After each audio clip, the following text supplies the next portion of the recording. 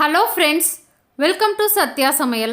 இன்றைக்கி நம்ம மூலிகை ரசம் எப்படி பண்ணுறது அப்படின்னு பார்க்கலாம். நிறையா விதமான கீரைகளை பயன்படுத்தி செய்யக்கூடிய இந்த ரசம் சளி, இருமல், காய்ச்சல் எல்லாத்துக்குமே நல்ல நிவாரணம் அளிக்கும். மாதத்துக்கு 2 தடவை கூட நீங்கள் வச்சு பயன்படுத்தலாம். எப்படி பண்ணுறதுன்னு பார்க்கலாம். வீடியோவுக்கு போகலாம்.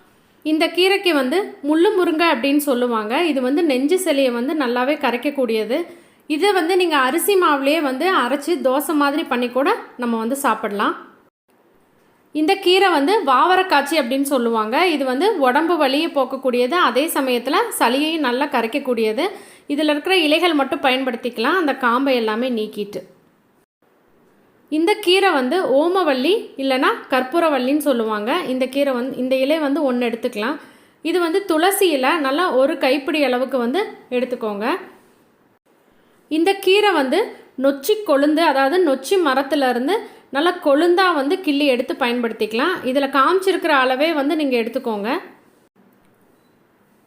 இந்த இலை பார்த்திங்க அப்படின்னா வில்வ இலை. இதையும் எடுத்து நல்லா சுத்தம் பண்ணி எடுத்து வச்சுக்கலாம். இந்த இலை ஆடுதொடா இலை. ஆஸ்துமா இருக்கவங்க இதை பயன்படுத்திக்கலாம். ஆனால் ஒரு இலை மட்டும் போடுங்க. இது அதிக கசப்புத்தன்மை கொடுக்கக்கூடியது. இது முடக்கத்தான் கீரை. இந்த அளவுக்கு சின்னதாக ஒரு கொத்து மட்டும் எடுத்துக்கலாம். இது கோவக்கீரை.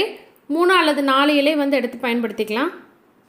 சின்னதாக ஒரு பிரண்டை கொழுந்தும் ஒரே ஒரு இலை மட்டும் நம்ம இந்த ரசத்துக்கு எடுத்துக்கலாம். முருங்கை கொழுந்து இந்த அளவுக்கு ரொம்பவே கொழுந்தாக எடுத்துக்கலாம். தூதுவளை ஒரு 4 இலை எடுத்துக்கலாம். இப்போ இது எல்லாத்தையுமே சுத்தமாக கழுவிட்டு நம்ம அரைச்சி அதுக்கப்புறமா ரசம் வைக்கலாம். இந்த ரசத்துக்கு இந்த அளவுக்கு புளி தேவைப்படும். இந்த அளவில் செஞ்சீங்க அப்படின்னா நம்ம 10 பேர் வரைக்கும் தாராளமாக எடுத்துக்கலாம். ரசப்பொடி அரைக்கிறதுக்கு ஒரு 1/4 ஸ்பூன் அளவுக்கு சதக்குப்பை எடுத்துக்கோங்க. சின்னதாக ஒரு துண்டு சுக்கு, திப்பிலி.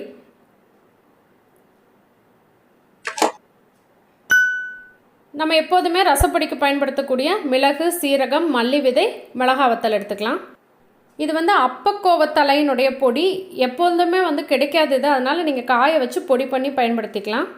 இப்போ ரசப்பொடியை அரைச்சிட்டு அதில் நம்ம ஏற்கனவே அரைச்சி வச்சுருக்கேன் அப்பக்கோவத்தலையினுடைய பொடியையும் சேர்த்துட்டு இதுக்கு ஒரு 4-5 சின்ன வெங்காயம், ஒரு 2 கட்டை அளவுக்கு பூண்டு எடுத்துக்கலாம். அதோடு நம்ம எடுத்து வச்சுருக்க கீரை எல்லாத்தையுமே போட்டு நல்லா தண்ணி விட்டு நல்லா மையம் விழுத அரைச்சிக்கலாம். நீங்கள் இதிலேயே கருவேப்பிலை, கொத்தமல்லி சேர்த்துறதுனாலும் சேர்த்துக்கலாம். ஆனால் நான் கடைசியாக தாளிக்கும் பொழுது பயன்படுத்திக்க போகிறேன். இப்போ இது எல்லாத்தையும் நம்ம அரைச்சி எடுத்துகிட்டு வந்துடலாம். இந்த அளவுக்கு எல்லாத்தையுமே நல்லா நைஸாக அரைச்சி எடுத்துக்கோங்க. இப்போ புளியை நல்லா கரைச்சி வச்சாச்சு. இப்போ ரசம் தாளிக்கிறதுக்கு 1 ஸ்பூன் அளவுக்கு எண்ணெய் விட்டு கடுகு, உளுந்தம்பருப்பு, கருவேப்பிலை போட்டு நல்லா பொரிய விட்டுக்கலாம். இதில் நம்ம அரைச்ச விழுதை போட்டு ஒரு 2 நிமிஷம் நல்லா வதக்கி விடுங்க.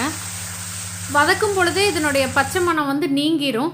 அதுக்கப்புறமா நம்ம தண்ணி சேர்த்துக்கலாம். தண்ணி சேர்த்து நல்லா 2 கொதி வந்ததுக்கப்புறமா நம்ம புளிக்கரைசலை சேர்த்துக்கலாம்.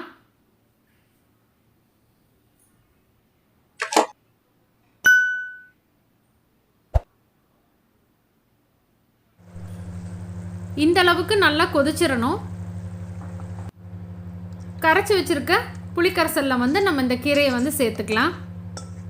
இப்போ இந்த கீரைக்கு தேவையான அளவுக்கு உப்பு, கொத்தமல்லி எல்லாம் நம்ம தூவிடலாம். இந்த ரசம் நல்லா கொதிச்சதுக்கு அப்புறமா நம்ம ஸ்டவ் ஆஃப் பண்ணிக்கலாம். இந்த சத்தான கீரைகளை பயன்படுத்தி நீங்களும் இந்த ரசம் ட்ரை பண்ணி பாருங்கள். டேஸ்ட் ரொம்பவே நல்லாயிருக்கும்.